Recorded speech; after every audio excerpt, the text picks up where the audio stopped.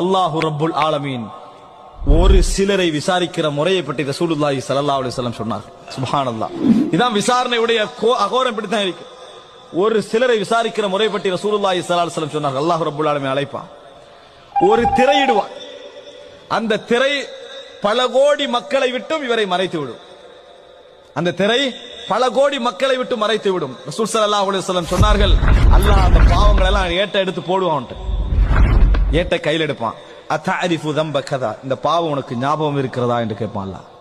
அத்தஅரிஃபு தம்ப கதா, இந்த பாவம் உனக்கு ஞாபகம் இருக்கிறதா? சுப்ஹானல்லாஹ்.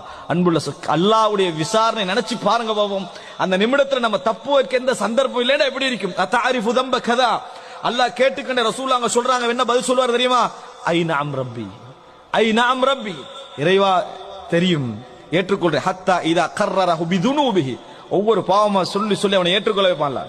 ஞாபகம் இருக்கிறதா, ஞாபகம் இருக்கிறதா, ஞாபகம் இருக்கிறதா, ஏற்றுக்கொள்கிறாயா, ஏற்றுக்கொள்கிறாய் என்று சொல்லிட்டே வருவான். அவ எந்த அளவுக்கு அல்லாஹ் அந்த விசாரிப்பான் தெரியுமா? வரஆ ஃபீ நஃப்ஸிஹி அன்னஹு ஹலக், நான் நரகவாதி தான் என்று முடிவெடுத்து, நான் நரகவாதி தான், நான் நரகத்துக்குரியவன் தான் என்கின்ற முடிவுக்கு அவன் என்ன செஞ்சிருவான்? போய் விடுவான். அந்த நேரத்தில் அல்லாஹு தஆலா சொல்வான், சதர்துஹா அலைக ஃபித் துன்யா, உலகத்திலேயே நான் உனக்கு இந்த பாவங்களை மறைத்தேன்.